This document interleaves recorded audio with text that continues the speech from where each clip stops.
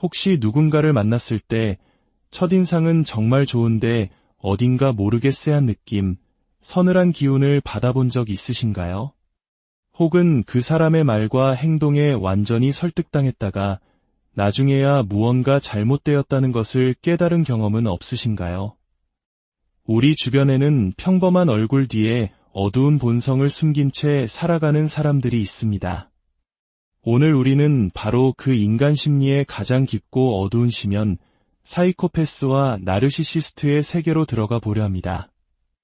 이 깊은 이야기에 함께 뛰어드시기 전에 여러분의 좋아요와 구독은 저희가 더 의미 있는 지식을 나누는데 큰 힘이 됩니다. 이 채널을 통해 지혜를 얻으시는 모든 분들의 삶에 좋은 사람들만이 가득하기를 기원하며 오늘의 이야기를 시작하겠습니다. 사이코패스는 상대를 속이는 자신의 능력을 통해 스스로가 전지전능하며 이대하다고 믿는 경향이 있습니다. 그들은 당신을 속였다는 사실 자체를 자신의 우월함에 대한 증거로 삼습니다. 여기서 우리가 반드시 기억해야 할 점은 우리 중 그 누구도 사이코패스의 조종으로부터 완벽하게 자유로울 수 없다는 사실입니다. 사이코패스 연구의 세계적인 권위자인 로버트 헤어 박사의 이야기는 이 점을 명확히 보여줍니다. 그는 수십 년간 수백 명의 사이코패스를 직접 만나 인터뷰하고 그 과정을 비디오로 기록했습니다. 그런데 헤어 박사 자신도 놀라운 고백을 했습니다. 사이코패스와 직접 대면하여 대화할 때는 항상 그들의 말을 믿게 되었다는 것입니다.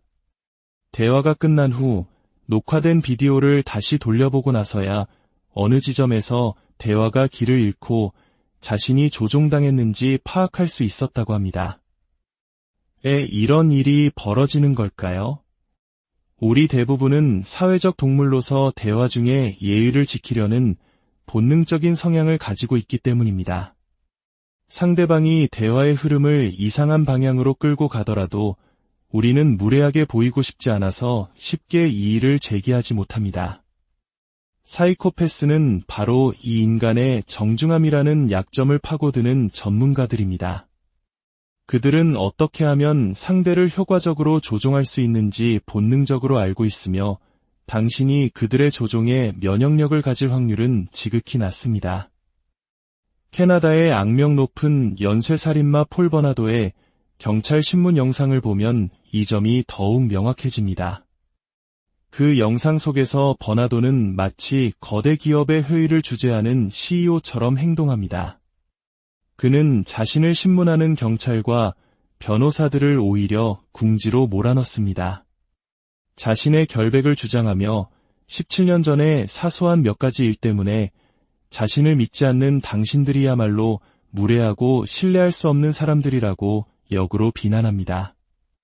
여기서 말하는 사소한 몇 가지 일이란 그의 여자친구의 여동생을 포함한 여러 사람을 살해한 끔찍한 범죄를 의미합니다. 하지만 그는 태연하게 말합니다. 그건 아주 오래전 일이잖아요. 우린 이제 그걸 넘어설 때가 되지 않았나요? 나는 지금 당신들이 다른 범죄를 해결하는 걸 도우려고 이 자리에 앉아 있는데 당신들은 나를 거짓말쟁이로 몰아가고 있군요. 이건 공정하지 않아요. 신문관들이 무언가 대답하려 할 때 그는 자신의 손톱을 들여다보는 행동을 합니다. 이것은 아주 교묘하고 강력한 조종 기술입니다. 그 행동은 말로 표현하지 않아도 이런 의미를 전달합니다. 지금 당신이 하는 말은 내 손톱 밑에 낀 먼지보다도 하찮고 중요하지 않다. 그는 이런 식으로 상대방의 말을 즉각적으로 묵살해버립니다. 창밖을 보거나 자신의 손만 쳐다보는 등 비언어적인 행동만으로 대화의 주도권을 완벽하게 장악하는 그의 모습은 그가 저지른 범죄를 모르는 사람이 본다면 유능하지만 까다로운 상사가 무능한 직원들을 질책하는 장면으로 착각할 정도입니다. 그만큼 그의 연기는 완벽하고 소름 끼칩니다. 그렇다면 나르시시스트는 어떨까요? 나르시시즘의 핵심은 노력 없이 얻으려는 명성과 사회적 지위에 대한 갈망입니다. 우리 사회는 기능적인 사회적 계층 구조를 가지고 있습니다. 높은 지위에 오를수록 더 많은 자원과 기회가 주어지는 것이 현실입니다. 나르시시스트는 바로 이 지위를 향한 정상적인 욕구를 비틀어버립니다. 그들은 실질적인 능력이나 노력을 통해 그 자리에 오르는 대신 유능함을 연기하고 자신감 있는 척을 함으로써 원하는 것을 얻으려 합니다. 이는 특히 한국 사회에서 익숙한 스펙 문화와도 연결지어 생각해 볼 수 있습니다. 모두가 더 좋은 스펙을 쌓기 위해 노력할 때 나르시시스트는 실제 내용물보다는 화려한 포장지에 집착합니다. 그들의 과장된 자신감은 진짜 실력에서 나오는 것이 아니지만 순진한 사람들을 속이기에는 충분히 효과적입니다. 그들은 이런 방식으로 높은 자리에 오르거나 주변 사람들을 현혹시켜 이득을 취합니다. 물론 모든 나르시시스트가 무능한 것은 아닙니다. 어떤 이들은 실제로 뛰어난 성공을 거두고 높은 지위에 오르기도 합니다. 성공한 기업가나 예술가, 정치인 중에서도 이런 성향을 보이는 이들이 있습니다. 그들은 이미 충분한 성공과 명예를 얻었음에도 불구하고 끊임없이 타인의 관심과 찬사를 갈망합니다. 마치 밑 빠진 독에 물을 붓는 것처럼 아무리 많은 인정을 받아도 그들의 공허함은 채워지지 않습니다. 이는 자신이 마땅히 받아야 할 목보다 항상 더 많은 것을 원하기 때문입니다. 그들의 욕망에는 과잉이라는 요소가 항상 따라다닙니다. 이러한 성향은 종종 알파라는 개념과 잘못 연결되기도 합니다. 많은 젊은이들이 무리의 우두머리, 즉 알파가 되기를 꿈꿉니다. 하지만 자연계에서 알파의 삶은 우리가 상상하는 것처럼 화려하지만은 않습니다. 아프리카 초원의 가젤 무리를 관찰한 기록을 보면 알파 수컷은 자신의 자리를 지키고 암컷들을 다른 수컷으로부터 보호하기 위해 평생을 경계하며 살아야 합니다. 극심한 스트레스 때문에 코르티솔 수치가 항상 높게 유지되고 결국 한 계절 정도만 우두머리 자리를 지키다가 지쳐 죽는 경우가 대부분입니다. 인간 사회도 마찬가지입니다. 폭력과 공격성만으로 집단을 지배하려는 리더, 예를 들어 범죄 조직의 두목 같은 인물들은 결국 더 젊고 야심찬 도전자에게 자리를 빼앗기거나 비극적인 최후를 맞이하는 경우가 많습니다. 그들의 통치는 짧고 불안정할 수밖에 없습니다. 진정으로 안정적이고 오랫동안 존경받는 리더는 지배자가 아닌 조정자의 역할을 합니다. 그들은 젊은 세대와 협력하고 집단 내의 갈등을 중재하며 공동의 목표를 향해 모두를 이끌어갑니다. 이것이 바로 건강한 리더십이며 건강한 사회 구조의 본질입니다. 어떤 이들은 남성 중심의 사회 구조가 본질적으로 억압적이라고 비판하지만 더 깊이 들여다보면 문제는 구조 자체가 아니라 그 구조가 나르시시즘적인 권력욕에 의해 타락했을 때 발생합니다. 책임감과 생산성을 기반으로 한 건강한 위계 질서는 억압적인 것이 아니라 오히려 모두에게 이로운 안정적인 시스템이 될 수 있습니다. 심리학자들은 이러한 인간의 어두운 성격 특성을 체계적으로 연구하기 위해 어둠의 3요소라는 모델을 만들었습니다. 이는 기존의 표준적인 성격 모델이 좋다거나 사악하다와 같은 가치 판단이 담긴 표현들을 배제했기 때문에 병리적인 성격을 설명하는 데 한계가 있었기 때문입니다. 어둠의 3요소는 다음과 같습니다. 첫째는 마키아벨리즘입니다. 마키아벨리즘 성향이 강한 사람은 모든 인간관계를 자신의 이익을 위한 수단으로 여깁니다. 그들은 대화를 시작하기 전에 이 사람에게서 무엇을 얻을 수 있을까를 먼저 계산하고 원하는 것을 얻기 위해 교묘한 언어와 전략으로 상대를 조종합니다. 둘째는 우리가 살펴본 나르시시즘입니다. 그들은 노력 없이 사회적 지위와 관심을 얻고자 하며 만약 당신이 나르시시스트와 연인 관계에 있다면 그들은 모든 관심을 독차지하기 위해 당신의 가족이나 친구들과 당신 사이를 이간질할 수도 있습니다. 셋째는 사이코패시입니다. 사이코패스는 타인을 자신의 생존을 위한 기생숙주 혹은 먹잇감으로 여깁니다. 그들은 약탈자처럼 당신이 가진 것을 빼앗고 기생충처럼 당신에게 빌부터 살아갑니다. 그들은 재산은 도둑질한 것과 같은 주장을 통해 자신의 착취를 정당화하기도 합니다. 당신은 이미 많은 것을 가졌으니 그 부를 좀 나누는 것이 정의라는 논리로 자신의 기생적인 행동에 윤리적인 명분을 부여하는 것입니다. 최근에는 여기에 한 가지 요소가 더 추가되어 어둠의 사요소라고 불리기도 합니다. 바로 사디즘입니다. 사디스트는 타인에게 고통을 주는 행위 그 자체에서 적극적인 즐거움을 느낍니다. 오늘날 온라인 공간에서 흔히 볼 수 있는 조롱 문화나 악성 댓글 문화는 이러한 사디즘적 쾌락이 만연한 현상이라고 볼 수 있습니다. 타인의 고통을 보며 웃고 즐기는 행위, 이것이 바로 우리 시대의 사디즘이 발현되는 방식 중 하나입니다. 오늘 우리는 인간 내면의 가장 어두운 그림자, 사이코패스, 나르시시스트, 그리고 그들의 복잡한 심리 세계를 탐험해 보았습니다. 이러한 지식은 타인에 대한 불신이나 공포를 조장하기 위함이 아닙니다.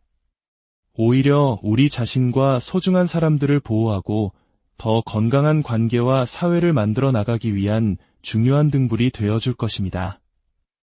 부디 오늘 나눈 이야기가 여러분이 인간관계의 복잡성을 헤쳐나가는데 작은 지혜가 되기를 바랍니다. 혹시 누군가를 만났을 때 첫인상은 정말 좋은데 어딘가 모르게 쎄한 느낌, 서늘한 기운을 받아본 적 있으신가요? 혹은 그 사람의 말과 행동에 완전히 설득당했다가 나중에야 무언가 잘못되었다는 것을 깨달은 경험은 없으신가요? 우리 주변에는 평범한 얼굴 뒤에 어두운 본성을 숨긴 채 살아가는 사람들이 있습니다. 오늘 우리는 바로 그 인간 심리의 가장 깊고 어두운 시면 사이코패스와 나르시시스트의 세계로 들어가 보려 합니다. 이 깊은 이야기에 함께 뛰어드시기 전에 여러분의 좋아요와 구독은 저희가 더 의미 있는 지식을 나누는데 큰 힘이 됩니다. 이 채널을 통해 지혜를 얻으시는 모든 분들의 삶에 좋은 사람들만이 가득하기를 기원하며 오늘의 이야기를 시작하겠습니다. 사이코패스는 상대를 속이는 자신의 능력을 통해 스스로가 전지전능하며 이대하다고 믿는 경향이 있습니다. 그들은 당신을 속였다는 사실 자체를 자신의 우월함에 대한 증거로 삼습니다. 여기서 우리가 반드시 기억해야 할 점은 우리 중 그 누구도 사이코패스의 조종으로부터 완벽하게 자유로울 수 없다는 사실입니다. 사이코패스 연구의 세계적인 권위자인 로버트 헤어 박사의 이야기는 이 점을 명확히 보여줍니다. 그는 수십 년간 수백 명의 사이코패스를 직접 만나 인터뷰하고 그 과정을 비디오로 기록했습니다. 그런데 헤어 박사 자신도 놀라운 고백을 했습니다. 사이코패스와 직접 대면하여 대화할 때는 항상 그들의 말을 믿게 되었다는 것입니다. 대화가 끝난 후 녹화된 비디오를 다시 돌려보고 나서야 어느 지점에서 대화가 길을 잃고 자신이 조종당했는지 파악할 수 있었다고 합니다. 이런 일이 벌어지는 걸까요? 우리 대부분은 사회적 동물로서 대화 중에 예의를 지키려는 본능적인 성향을 가지고 있기 때문입니다. 상대방이 대화의 흐름을 이상한 방향으로 끌고 가더라도 우리는 무례하게 보이고 싶지 않아서 쉽게 이의를 제기하지 못합니다. 사이코패스는 바로 이 인간의 정중함이라는 약점을 파고드는 전문가들입니다. 그들은 어떻게 하면 상대를 효과적으로 조종할 수 있는지 본능적으로 알고 있으며 당신이 그들의 조종에 면역력을 가질 확률은 지극히 낮습니다. 캐나다의 악명 높은 연쇄살인마 폴 버나도의 경찰 신문 영상을 보면 이 점이 더욱 명확해집니다. 그 영상 속에서 버나도는 마치 거대 기업의 회의를 주재하는 CEO처럼 행동합니다. 그는 자신을 신문하는 경찰과 변호사들을 오히려 궁지로 몰아넣습니다. 자신의 결백을 주장하며 17년 전에 사소한 몇 가지 일 때문에 자신을 믿지 않는 당신들이야말로 무례하고 신뢰할 수 없는 사람들이라고 역으로 비난합니다. 여기서 말하는 사소한 몇 가지 일이란 그의 여자친구의 여동생을 포함한 여러 사람을 살해한 끔찍한 범죄를 의미합니다. 하지만 그는 태연하게 말합니다. 그건 아주 오래전 일이잖아요. 우린 이제 그걸 넘어설 때가 되지 않았나요? 나는 지금 당신들이 다른 범죄를 해결하는 걸 도우려고 이 자리에 앉아 있는데 당신들은 나를 거짓말쟁이로 몰아가고 있군요. 이건 공정하지 않아요. 신문관들이 무언가 대답하려 할 때 그는 자신의 손톱을 들여다보는 행동을 합니다. 이것은 아주 교묘하고 강력한 조종 기술입니다. 그 행동은 말로 표현하지 않아도 이런 의미를 전달합니다. 지금 당신이 하는 말은 내 손톱 밑에 낀 먼지보다도 하찮고 중요하지 않다. 그는 이런 식으로 상대방의 말을 즉각적으로 묵살해버립니다. 창밖을 보거나 자신의 손만 쳐다보는 등 비언어적인 행동만으로 대화의 주도권을 완벽하게 장악하는 그의 모습은 그가 저지른 범죄를 모르는 사람이 본다면 유능하지만 까다로운 상사가 무능한 직원들을 질책하는 장면으로 착각할 정도입니다. 그만큼 그의 연기는 완벽하고 소름 끼칩니다. 그렇다면 나르시시스트는 어떨까요? 나르시시즘의 핵심은 노력 없이 얻으려는 명성과 사회적 지위에 대한 갈망입니다.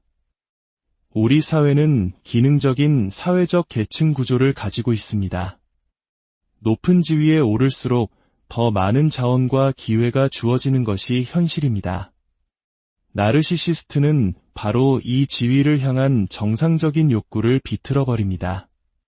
그들은 실질적인 능력이나 노력을 통해 그 자리에 오르는 대신 유능함을 연기하고 자신감 있는 척을 함으로써 원하는 것을 얻으려 합니다.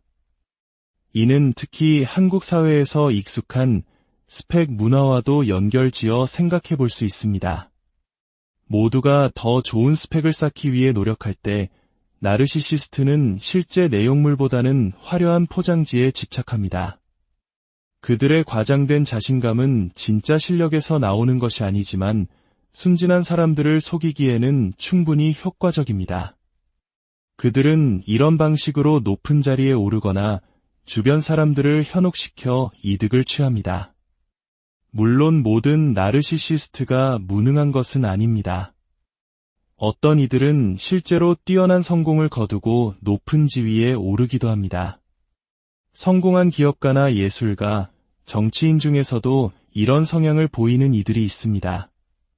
그들은 이미 충분한 성공과 명예를 얻었음에도 불구하고 끊임없이 타인의 관심과 찬사를 갈망합니다. 마침이 빠진 독에 물을 붓는 것처럼 아무리 많은 인정을 받아도 그들의 공허함은 채워지지 않습니다. 이는 자신이 마땅히 받아야 할 목보다 항상 더 많은 것을 원하기 때문입니다. 그들의 욕망에는 과잉이라는 요소가 항상 따라다닙니다. 이러한 성향은 종종 알파라는 개념과 잘못 연결되기도 합니다. 많은 젊은이들이 무리의 우두머리, 즉 알파가 되기를 꿈꿉니다. 하지만 자연계에서 알파의 삶은 우리가 상상하는 것처럼 화려하지만은 않습니다. 아프리카 초원의 가젤무리를 관찰한 기록을 보면 알파 수컷은 자신의 자리를 지키고 암컷들을 다른 수컷으로부터 보호하기 위해 평생을 경계하며 살아야 합니다. 극심한 스트레스 때문에 코르티솔 수치가 항상 높게 유지되고 결국 한 계절 정도만 우두머리 자리를 지키다가 지쳐 죽는 경우가 대부분입니다. 인간 사회도 마찬가지입니다. 폭력과 공격성만으로 집단을 지배하려는 리더, 예를 들어 범죄 조직의 두목 같은 인물들은 결국 더 젊고 야심찬 도전자에게 자리를 빼앗기거나 비극적인 최후를 맞이하는 경우가 많습니다. 그들의 통치는 짧고 불안정할 수밖에 없습니다. 진정으로 안정적이고 오랫동안 존경받는 리더는 지배자가 아닌 조정자의 역할을 합니다. 그들은 젊은 세대와 협력하고 집단 내의 갈등을 중재하며 공동의 목표를 향해 모두를 이끌어갑니다. 이것이 바로 건강한 리더십이며 건강한 사회 구조의 본질입니다. 어떤 이들은 남성 중심의 사회 구조가 본질적으로 억압적이라고 비판하지만 더 깊이 들여다보면 문제는 구조 자체가 아니라 그 구조가 나르시시즘적인 권력욕에 의해 타락했을 때 발생합니다. 책임감과 생산성을 기반으로 한 건강한 위계 질서는 억압적인 것이 아니라 오히려 모두에게 이로운 안정적인 시스템이 될 수 있습니다. 심리학자들은 이러한 인간의 어두운 성격 특성을 체계적으로 연구하기 위해 어둠의 3요소라는 모델을 만들었습니다. 이는 기존의 표준적인 성격 모델이 좋다거나 사악하다와 같은 가치 판단이 담긴 표현들을 배제했기 때문에 병리적인 성격을 설명하는 데 한계가 있었기 때문입니다. 어둠의 3요소는 다음과 같습니다. 첫째는 마키아벨리즘입니다. 마키아벨리즘 성향이 강한 사람은 모든 인간관계를 자신의 이익을 위한 수단으로 여깁니다. 그들은 대화를 시작하기 전에 이 사람에게서 무엇을 얻을 수 있을까? 를 먼저 계산하고 원하는 것을 얻기 위해 교묘한 언어와 전략으로 상대를 조종합니다. 둘째는 우리가 살펴본 나르시시즘입니다. 그들은 노력 없이 사회적 지위와 관심을 얻고자 하며 만약 당신이 나르시시스트와 연인 관계에 있다면 그들은 모든 관심을 독차지하기 위해 당신의 가족이나 친구들과 당신 사이를 이간질할 수도 있습니다. 셋째는 사이코패시입니다. 사이코패스는 타인을 자신의 생존을 위한 기생숙주 혹은 먹잇감으로 여깁니다. 그들은 약탈자처럼 당신이 가진 것을 빼앗고 기생충처럼 당신에게 빌부터 살아갑니다. 그들은 재산은 도둑질한 것과 같은 주장을 통해 자신의 착취를 정당화하기도 합니다. 당신은 이미 많은 것을 가졌으니 그 부를 좀 나누는 것이 정의라는 논리로 자신의 기생적인 행동에 윤리적인 명분을 부여하는 것입니다. 최근에는 여기에 한 가지 요소가 더 추가되어 어둠의 4요소라고 불리기도 합니다. 바로 사디즘입니다. 사디스트는 타인에게 고통을 주는 행위 그 자체에서 적극적인 즐거움을 느낍니다. 오늘날 온라인 공간에서 흔히 볼 수 있는 조롱 문화나 악성 댓글 문화는 이러한 사디즘적 쾌락이 만연한 현상이라고 볼 수 있습니다. 타인의 고통을 보며 웃고 즐기는 행위, 이것이 바로 우리 시대의 사디즘이 발현되는 방식 중 하나입니다. 오늘 우리는 인간 내면의 가장 어두운 그림자, 사이코패스, 나르시시스트, 그리고 그들의 복잡한 심리 3개를 탐험해 보았습니다. 이러한 지식은 타인에 대한 불신이나 공포를 조장하기 위함이 아닙니다. 오히려 우리 자신과 소중한 사람들을 보호하고 더 건강한 관계와 사회를 만들어 나가기 위한 중요한 등불이 되어줄 것입니다. 부디 오늘 나눈 이야기가 여러분이 인간관계의 복잡성을 헤쳐나가는데 작은 지혜가 되기를 바랍니다. 혹시 누군가를 만났을 때 첫인상은 정말 좋은데 어딘가 모르게 쎄한 느낌, 서늘한 기운을 받아본 적 있으신가요? 혹은 그 사람의 말과 행동에 완전히 설득당했다가 나중에야 무언가 잘못되었다는 것을 깨달은 경험은 없으신가요? 우리 주변에는 평범한 얼굴 뒤에 어두운 본성을 숨긴 채 살아가는 사람들이 있습니다. 오늘 우리는 바로 그 인간 심리의 가장 깊고 어두운 시면 사이코패스와 나르시시스트의 세계로 들어가 보려 합니다. 이 깊은 이야기에 함께 뛰어드시기 전에 여러분의 좋아요와 구독은 저희가 더 의미 있는 지식을 나누는데 큰 힘이 됩니다. 이 채널을 통해 지혜를 얻으시는 모든 분들의 삶에 좋은 사람들만이 가득하기를 기원하며 오늘의 이야기를 시작하겠습니다. 사이코패스는 상대를 속이는 자신의 능력을 통해 스스로가 전지전능하며 이대하다고 믿는 경향이 있습니다. 그들은 당신을 속였다는 사실 자체를 자신의 우월함에 대한 증거로 삼습니다. 여기서 우리가 반드시 기억해야 할 점은 우리 중 그 누구도 사이코패스의 조종으로부터 완벽하게 자유로울 수 없다는 사실입니다. 사이코패스 연구의 세계적인 권위자인 로버트 헤어 박사의 이야기는 이 점을 명확히 보여줍니다. 그는 수십 년간 수백 명의 사이코패스를 직접 만나 인터뷰하고 그 과정을 비디오로 기록했습니다. 그런데 헤어 박사 자신도 놀라운 고백을 했습니다. 사이코패스와 직접 대면하여 대화할 때는 항상 그들의 말을 믿게 되었다는 것입니다. 대화가 끝난 후 녹화된 비디오를 다시 돌려보고 나서야 어느 지점에서 대화가 길을 잃고 자신이 조종당했는지 파악할 수 있었다고 합니다. 이런 일이 벌어지는 걸까요? 우리 대부분은 사회적 동물로서 대화 중에 예의를 지키려는 본능적인 성향을 가지고 있기 때문입니다. 상대방이 대화의 흐름을 이상한 방향으로 끌고 가더라도 우리는 무례하게 보이고 싶지 않아서 쉽게 이의를 제기하지 못합니다. 사이코패스는 바로 이 인간의 정중함이라는 약점을 파고드는 전문가들입니다. 그들은 어떻게 하면 상대를 효과적으로 조종할 수 있는지 본능적으로 알고 있으며 당신이 그들의 조종에 면역력을 가질 확률은 지극히 낮습니다. 캐나다의 악명 높은 연쇄살인마 폴 버나도의 경찰 신문 영상을 보면 이 점이 더욱 명확해집니다. 그 영상 속에서 버나도는 마치 거대 기업의 회의를 주재하는 CEO처럼 행동합니다. 그는 자신을 신문하는 경찰과 변호사들을 오히려 궁지로 몰아넣습니다. 자신의 결백을 주장하며 17년 전에 사소한 몇 가지 일 때문에 자신을 믿지 않는 당신들이야말로 무례하고 신뢰할 수 없는 사람들이라고 역으로 비난합니다. 여기서 말하는 사소한 몇 가지 일이란 그의 여자친구의 여동생을 포함한 여러 사람을 살해한 끔찍한 범죄를 의미합니다. 하지만 그는 태연하게 말합니다. 그건 아주 오래전 일이잖아요. 우린 이제 그걸 넘어설 때가 되지 않았나요? 나는 지금 당신들이 다른 범죄를 해결하는 걸 도우려고 이 자리에 앉아 있는데 당신들은 나를 거짓말쟁이로 몰아가고 있군요. 이건 공정하지 않아요. 신문관들이 무언가 대답하려 할 때 그는 자신의 손톱을 들여다보는 행동을 합니다. 이것은 아주 교묘하고 강력한 조종 기술입니다. 그 행동은 말로 표현하지 않아도 이런 의미를 전달합니다.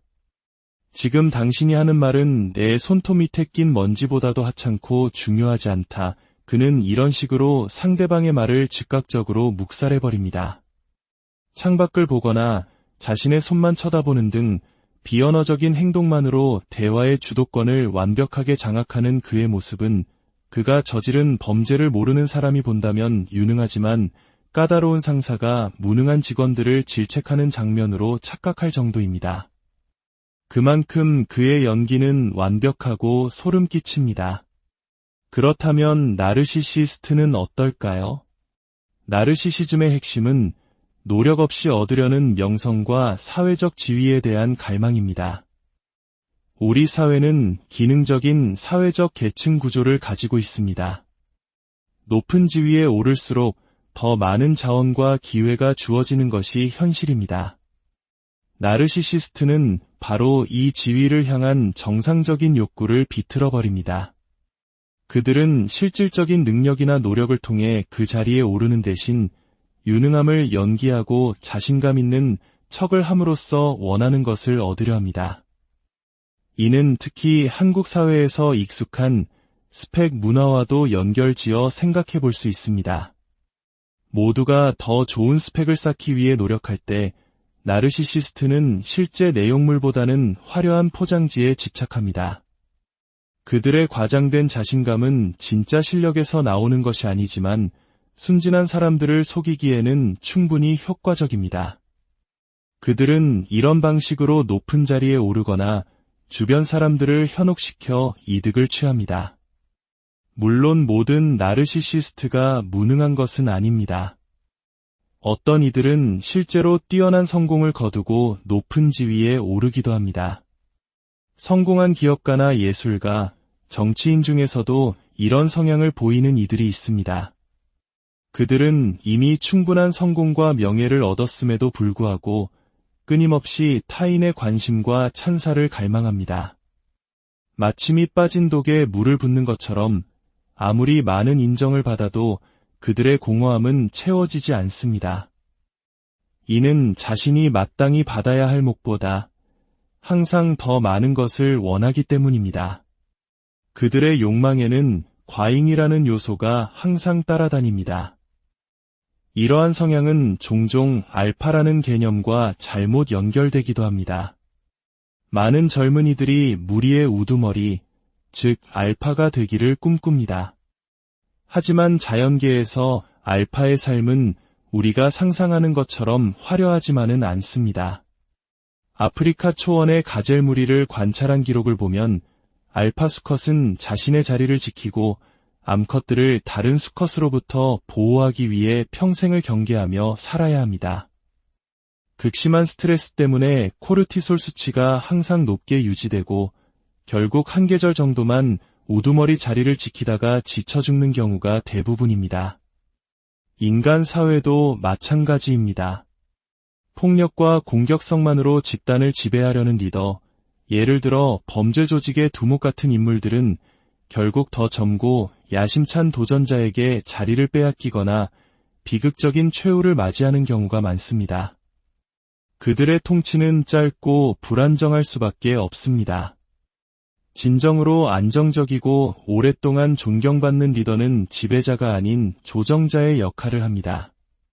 그들은 젊은 세대와 협력하고 집단 내의 갈등을 중재하며 공동의 목표를 향해 모두를 이끌어갑니다. 이것이 바로 건강한 리더십이며 건강한 사회 구조의 본질입니다. 어떤 이들은 남성 중심의 사회 구조가 본질적으로 억압적이라고 비판하지만 더 깊이 들여다보면 문제는 구조 자체가 아니라 그 구조가 나르시시즘적인 권력욕에 의해 타락했을 때 발생합니다. 책임감과 생산성을 기반으로 한 건강한 위계 질서는 억압적인 것이 아니라 오히려 모두에게 이로운 안정적인 시스템이 될 수 있습니다.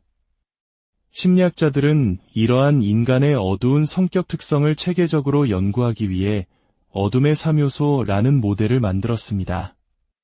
이는 기존의 표준적인 성격 모델이 좋다거나 사악하다와 같은 가치 판단이 담긴 표현들을 배제했기 때문에 병리적인 성격을 설명하는 데 한계가 있었기 때문입니다. 어둠의 3요소는 다음과 같습니다. 첫째는 마키아벨리즘입니다. 마키아벨리즘 성향이 강한 사람은 모든 인간관계를 자신의 이익을 위한 수단으로 여깁니다. 그들은 대화를 시작하기 전에 이 사람에게서 무엇을 얻을 수 있을까? 를 먼저 계산하고 원하는 것을 얻기 위해 교묘한 언어와 전략으로 상대를 조종합니다. 둘째는 우리가 살펴본 나르시시즘입니다. 그들은 노력 없이 사회적 지위와 관심을 얻고자 하며 만약 당신이 나르시시스트와 연인 관계에 있다면 그들은 모든 관심을 독차지하기 위해 당신의 가족이나 친구들과 당신 사이를 이간질할 수도 있습니다. 셋째는 사이코패시입니다.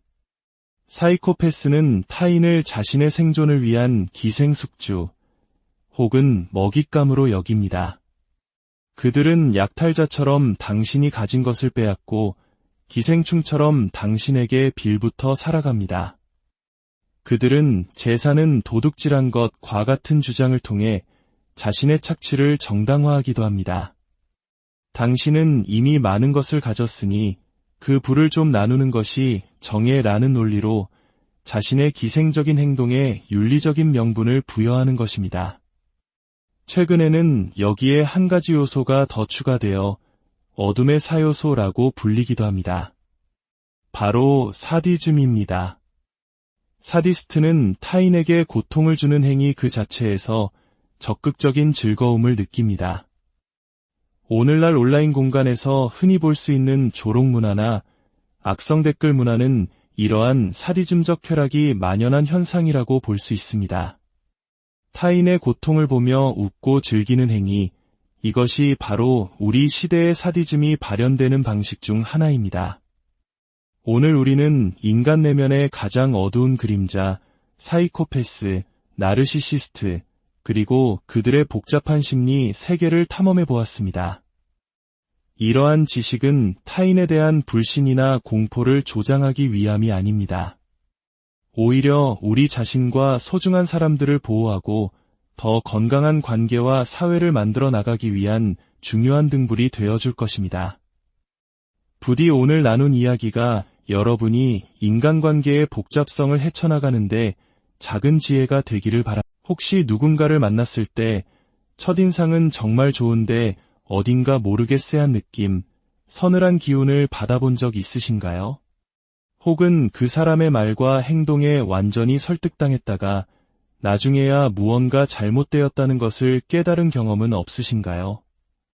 우리 주변에는 평범한 얼굴 뒤에 어두운 본성을 숨긴 채 살아가는 사람들이 있습니다. 오늘 우리는 바로 그 인간 심리의 가장 깊고 어두운 시면, 사이코패스와 나르시시스트의 세계로 들어가 보려 합니다. 이 깊은 이야기에 함께 뛰어드시기 전에 여러분의 좋아요와 구독은 저희가 더 의미 있는 지식을 나누는데 큰 힘이 됩니다. 이 채널을 통해 지혜를 얻으시는 모든 분들의 삶에 좋은 사람들만이 가득하기를 기원하며 오늘의 이야기를 시작하겠습니다. 사이코패스는 상대를 속이는 자신의 능력을 통해 스스로가 전지전능하며 이대하다고 믿는 경향이 있습니다. 그들은 당신을 속였다는 사실 자체를 자신의 우월함에 대한 증거로 삼습니다. 여기서 우리가 반드시 기억해야 할 점은 우리 중 그 누구도 사이코패스의 조종으로부터 완벽하게 자유로울 수 없다는 사실입니다. 사이코패스 연구의 세계적인 권위자인 로버트 헤어 박사의 이야기는 이 점을 명확히 보여줍니다. 그는 수십 년간 수백 명의 사이코패스를 직접 만나 인터뷰하고 그 과정을 비디오로 기록했습니다. 그런데 헤어 박사 자신도 놀라운 고백을 했습니다. 사이코패스와 직접 대면하여 대화할 때는 항상 그들의 말을 믿게 되었다는 것입니다. 대화가 끝난 후 녹화된 비디오를 다시 돌려보고 나서야 어느 지점에서 대화가 길을 잃고 자신이 조종당했는지 파악할 수 있었다고 합니다. 이런 일이 벌어지는 걸까요? 우리 대부분은 사회적 동물로서 대화 중에 예의를 지키려는 본능적인 성향을 가지고 있기 때문입니다. 상대방이 대화의 흐름을 이상한 방향으로 끌고 가더라도 우리는 무례하게 보이고 싶지 않아서 쉽게 이의를 제기하지 못합니다. 사이코패스는 바로 이 인간의 정중함이라는 약점을 파고드는 전문가들입니다. 그들은 어떻게 하면 상대를 효과적으로 조종할 수 있는지 본능적으로 알고 있으며 당신이 그들의 조종에 면역력을 가질 확률은 지극히 낮습니다. 캐나다의 악명 높은 연쇄살인마 폴 버나도의 경찰 신문 영상을 보면 이 점이 더욱 명확해집니다. 그 영상 속에서 버나도는 마치 거대 기업의 회의를 주재하는 CEO처럼 행동합니다. 그는 자신을 신문하는 경찰과 변호사들을 오히려 궁지로 몰아넣습니다. 자신의 결백을 주장하며 17년 전에 사소한 몇 가지 일 때문에 자신을 믿지 않는 당신들이야말로 무례하고 신뢰할 수 없는 사람들이라고 역으로 비난합니다. 여기서 말하는 사소한 몇 가지 일이란 그의 여자친구의 여동생을 포함한 여러 사람을 살해한 끔찍한 범죄를 의미합니다. 하지만 그는 태연하게 말합니다. 그건 아주 오래전 일이잖아요. 우린 이제 그걸 넘어설 때가 되지 않았나요? 나는 지금 당신들이 다른 범죄를 해결하는 걸 도우려고 이 자리에 앉아 있는데 당신들은 나를 거짓말쟁이로 몰아가고 있군요. 이건 공정하지 않아요. 신문관들이 무언가 대답하려 할 때 그는 자신의 손톱을 들여다보는 행동을 합니다. 이것은 아주 교묘하고 강력한 조종 기술입니다. 그 행동은 말로 표현하지 않아도 이런 의미를 전달합니다.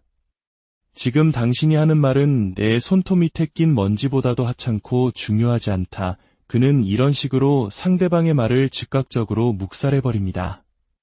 창밖을 보거나 자신의 손만 쳐다보는 등 비언어적인 행동만으로 대화의 주도권을 완벽하게 장악하는 그의 모습은 그가 저지른 범죄를 모르는 사람이 본다면 유능하지만 까다로운 상사가 무능한 직원들을 질책하는 장면으로 착각할 정도입니다. 그만큼 그의 연기는 완벽하고 소름 끼칩니다. 그렇다면 나르시시스트는 어떨까요? 나르시시즘의 핵심은 노력 없이 얻으려는 명성과 사회적 지위에 대한 갈망입니다. 우리 사회는 기능적인 사회적 계층 구조를 가지고 있습니다. 높은 지위에 오를수록 더 많은 자원과 기회가 주어지는 것이 현실입니다. 나르시시스트는 바로 이 지위를 향한 정상적인 욕구를 비틀어버립니다. 그들은 실질적인 능력이나 노력을 통해 그 자리에 오르는 대신 유능함을 연기하고 자신감 있는 척을 함으로써 원하는 것을 얻으려 합니다. 이는 특히 한국 사회에서 익숙한 스펙 문화와도 연결지어 생각해 볼 수 있습니다. 모두가 더 좋은 스펙을 쌓기 위해 노력할 때 나르시시스트는 실제 내용물보다는 화려한 포장지에 집착합니다. 그들의 과장된 자신감은 진짜 실력에서 나오는 것이 아니지만 순진한 사람들을 속이기에는 충분히 효과적입니다.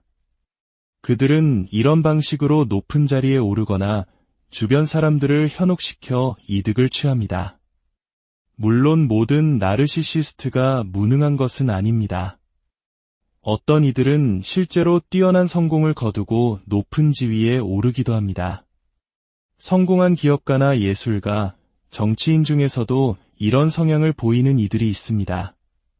그들은 이미 충분한 성공과 명예를 얻었음에도 불구하고 끊임없이 타인의 관심과 찬사를 갈망합니다. 마침이 빠진 독에 물을 붓는 것처럼 아무리 많은 인정을 받아도 그들의 공허함은 채워지지 않습니다.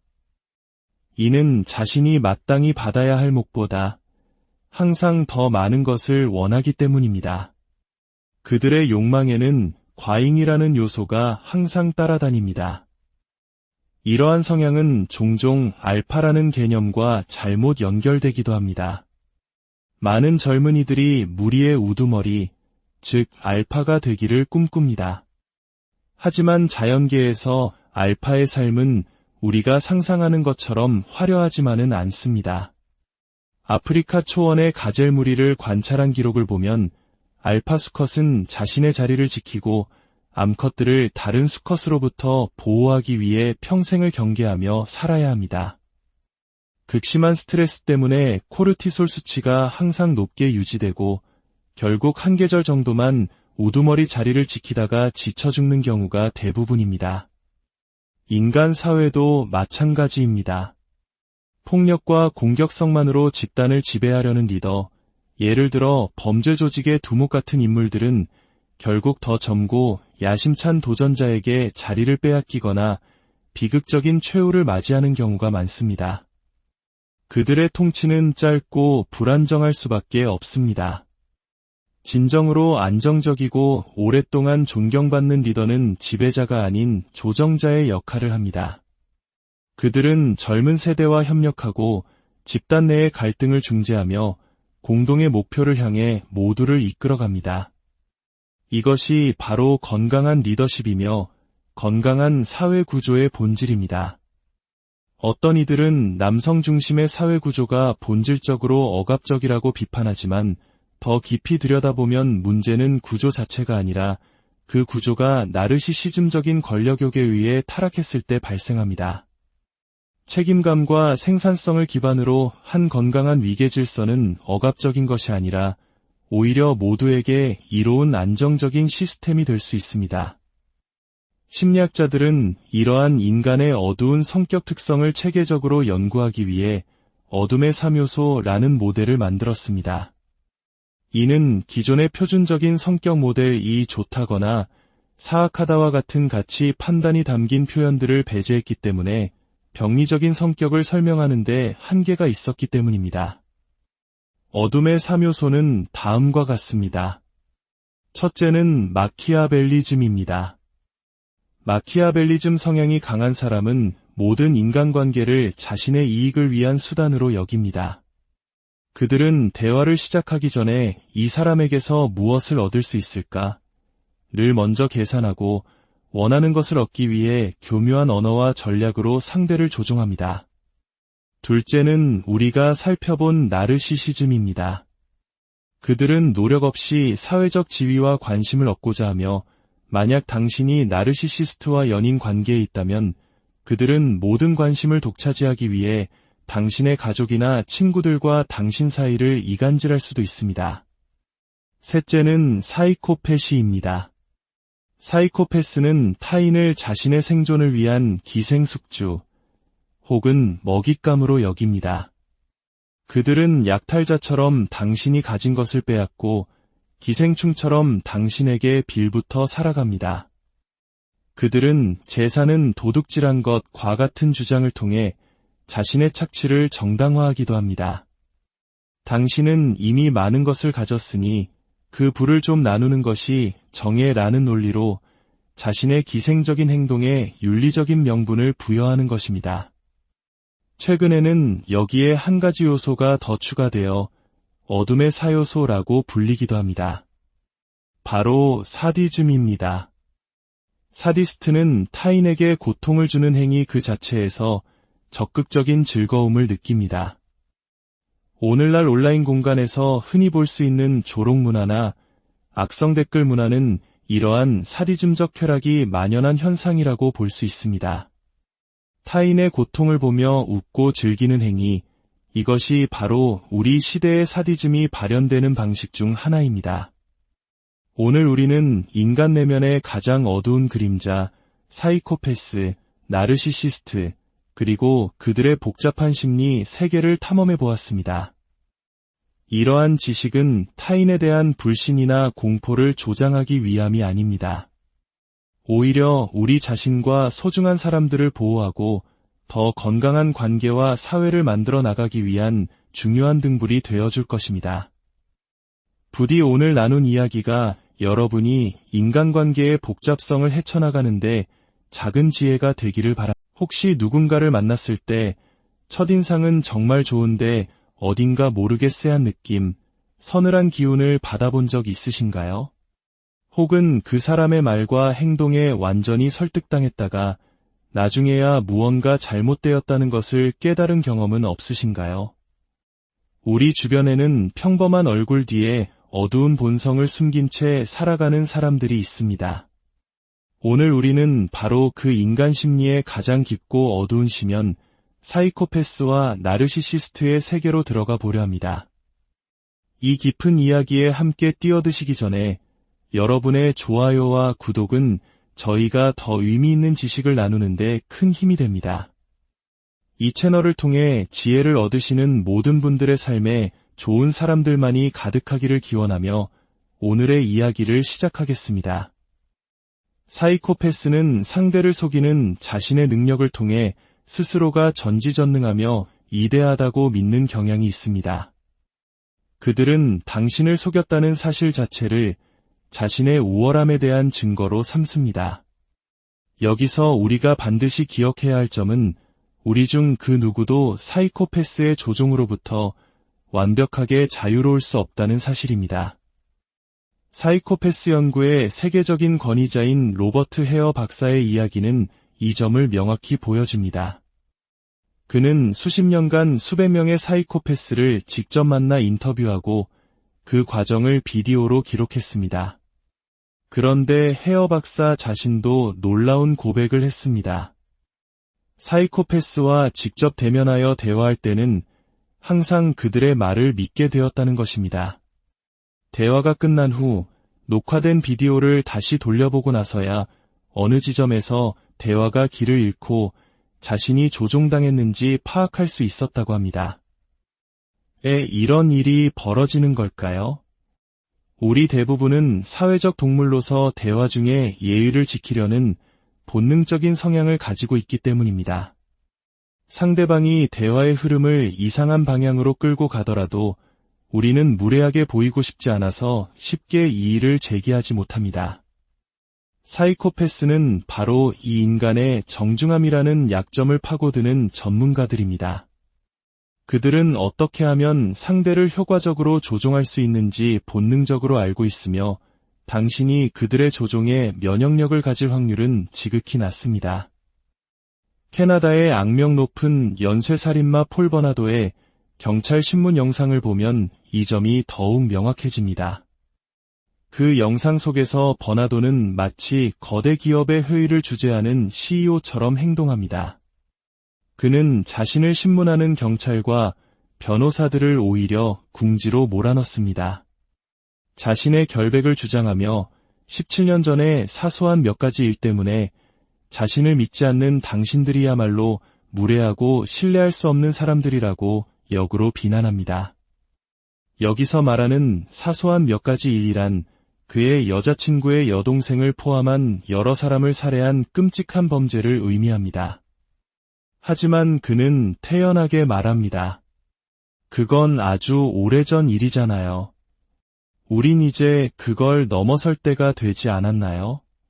나는 지금 당신들이 다른 범죄를 해결하는 걸 도우려고 이 자리에 앉아 있는데 당신들은 나를 거짓말쟁이로 몰아가고 있군요. 이건 공정하지 않아요. 신문관들이 무언가 대답하려 할 때 그는 자신의 손톱을 들여다보는 행동을 합니다. 이것은 아주 교묘하고 강력한 조종 기술입니다. 그 행동은 말로 표현하지 않아도 이런 의미를 전달합니다. 지금 당신이 하는 말은 내 손톱 밑에 낀 먼지보다도 하찮고 중요하지 않다. 그는 이런 식으로 상대방의 말을 즉각적으로 묵살해버립니다. 창밖을 보거나 자신의 손만 쳐다보는 등 비언어적인 행동만으로 대화의 주도권을 완벽하게 장악하는 그의 모습은 그가 저지른 범죄를 모르는 사람이 본다면 유능하지만 까다로운 상사가 무능한 직원들을 질책하는 장면으로 착각할 정도입니다. 그만큼 그의 연기는 완벽하고 소름 끼칩니다. 그렇다면 나르시시스트는 어떨까요? 나르시시즘의 핵심은 노력 없이 얻으려는 명성과 사회적 지위에 대한 갈망입니다. 우리 사회는 기능적인 사회적 계층 구조를 가지고 있습니다. 높은 지위에 오를수록 더 많은 자원과 기회가 주어지는 것이 현실입니다. 나르시시스트는 바로 이 지위를 향한 정상적인 욕구를 비틀어버립니다. 그들은 실질적인 능력이나 노력을 통해 그 자리에 오르는 대신 유능함을 연기하고 자신감 있는 척을 함으로써 원하는 것을 얻으려 합니다. 이는 특히 한국 사회에서 익숙한 스펙 문화와도 연결지어 생각해 볼 수 있습니다. 모두가 더 좋은 스펙을 쌓기 위해 노력할 때 나르시시스트는 실제 내용물보다는 화려한 포장지에 집착합니다.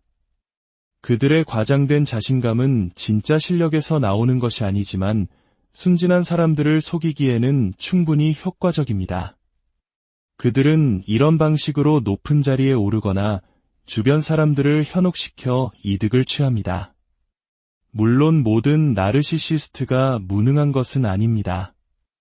어떤 이들은 실제로 뛰어난 성공을 거두고 높은 지위에 오르기도 합니다. 성공한 기업가나 예술가, 정치인 중에서도 이런 성향을 보이는 이들이 있습니다. 그들은 이미 충분한 성공과 명예를 얻었음에도 불구하고 끊임없이 타인의 관심과 찬사를 갈망합니다. 마치 밑 빠진 독에 물을 붓는 것처럼 아무리 많은 인정을 받아도 그들의 공허함은 채워지지 않습니다. 이는 자신이 마땅히 받아야 할 목보다 항상 더 많은 것을 원하기 때문입니다. 그들의 욕망에는 과잉이라는 요소가 항상 따라다닙니다. 이러한 성향은 종종 알파라는 개념과 잘못 연결되기도 합니다. 많은 젊은이들이 무리의 우두머리, 즉 알파가 되기를 꿈꿉니다. 하지만 자연계에서 알파의 삶은 우리가 상상하는 것처럼 화려하지만은 않습니다. 아프리카 초원의 가젤 무리를 관찰한 기록을 보면 알파 수컷은 자신의 자리를 지키고 암컷들을 다른 수컷으로부터 보호하기 위해 평생을 경계하며 살아야 합니다. 극심한 스트레스 때문에 코르티솔 수치가 항상 높게 유지되고 결국 한 계절 정도만 우두머리 자리를 지키다가 지쳐 죽는 경우가 대부분입니다. 인간 사회도 마찬가지입니다. 폭력과 공격성만으로 집단을 지배하려는 리더, 예를 들어 범죄 조직의 두목 같은 인물들은 결국 더 젊고 야심찬 도전자에게 자리를 빼앗기거나 비극적인 최후를 맞이하는 경우가 많습니다. 그들의 통치는 짧고 불안정할 수밖에 없습니다. 진정으로 안정적이고 오랫동안 존경받는 리더는 지배자가 아닌 조정자의 역할을 합니다. 그들은 젊은 세대와 협력하고 집단 내의 갈등을 중재하며 공동의 목표를 향해 모두를 이끌어갑니다. 이것이 바로 건강한 리더십이며 건강한 사회 구조의 본질입니다. 어떤 이들은 남성 중심의 사회 구조가 본질적으로 억압적이라고 비판하지만 더 깊이 들여다보면 문제는 구조 자체가 아니라 그 구조가 나르시시즘적인 권력욕에 의해 타락했을 때 발생합니다. 책임감과 생산성을 기반으로 한 건강한 위계 질서는 억압적인 것이 아니라 오히려 모두에게 이로운 안정적인 시스템이 될 수 있습니다. 심리학자들은 이러한 인간의 어두운 성격 특성을 체계적으로 연구하기 위해 어둠의 3요소라는 모델을 만들었습니다. 이는 기존의 표준적인 성격 모델이 좋다거나 사악하다와 같은 가치 판단이 담긴 표현들을 배제했기 때문에 병리적인 성격을 설명하는 데 한계가 있었기 때문입니다. 어둠의 3요소는 다음과 같습니다. 첫째는 마키아벨리즘입니다. 마키아벨리즘 성향이 강한 사람은 모든 인간관계를 자신의 이익을 위한 수단으로 여깁니다.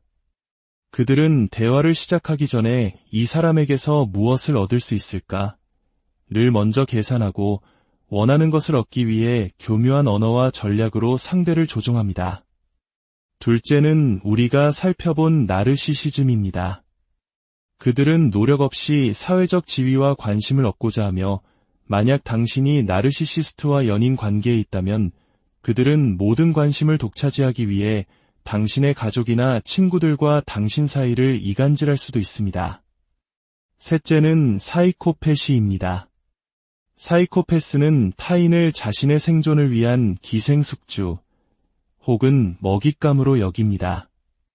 그들은 약탈자처럼 당신이 가진 것을 빼앗고 기생충처럼 당신에게 빌부터 살아갑니다. 그들은 재산은 도둑질한 것과 같은 주장을 통해 자신의 착취를 정당화하기도 합니다. 당신은 이미 많은 것을 가졌으니 그 부를 좀 나누는 것이 정의라는 논리로 자신의 기생적인 행동에 윤리적인 명분을 부여하는 것입니다. 최근에는 여기에 한 가지 요소가 더 추가되어 어둠의 4요소라고 불리기도 합니다. 바로 사디즘입니다. 사디스트는 타인에게 고통을 주는 행위 그 자체에서 적극적인 즐거움을 느낍니다. 오늘날 온라인 공간에서 흔히 볼 수 있는 조롱 문화나 악성 댓글 문화는 이러한 사디즘적 쾌락이 만연한 현상이라고 볼 수 있습니다. 타인의 고통을 보며 웃고 즐기는 행위, 이것이 바로 우리 시대의 사디즘이 발현되는 방식 중 하나입니다. 오늘 우리는 인간 내면의 가장 어두운 그림자, 사이코패스, 나르시시스트, 그리고 그들의 복잡한 심리 세계를 탐험해 보았습니다. 이러한 지식은 타인에 대한 불신이나 공포를 조장하기 위함이 아닙니다. 오히려 우리 자신과 소중한 사람들을 보호하고 더 건강한 관계와 사회를 만들어 나가기 위한 중요한 등불이 되어줄 것입니다. 부디 오늘 나눈 이야기가 여러분이 인간관계의 복잡성을 헤쳐나가는데 작은 지혜가 되기를 바랍니다. 혹시 누군가를 만났을 때 첫인상은 정말 좋은데 어딘가 모르게 쎄한 느낌, 서늘한 기운을 받아본 적 있으신가요? 혹은 그 사람의 말과 행동에 완전히 설득당했다가 나중에야 무언가 잘못되었다는 것을 깨달은 경험은 없으신가요? 우리 주변에는 평범한 얼굴 뒤에 어두운 본성을 숨긴 채 살아가는 사람들이 있습니다. 오늘 우리는 바로 그 인간 심리의 가장 깊고 어두운 시면 사이코패스와 나르시시스트의 세계로 들어가 보려 합니다. 이 깊은 이야기에 함께 뛰어드시기 전에 여러분의 좋아요와 구독은 저희가 더 의미 있는 지식을 나누는데 큰 힘이 됩니다. 이 채널을 통해 지혜를 얻으시는 모든 분들의 삶에 좋은 사람들만이 가득하기를 기원하며 오늘의 이야기를 시작하겠습니다. 사이코패스는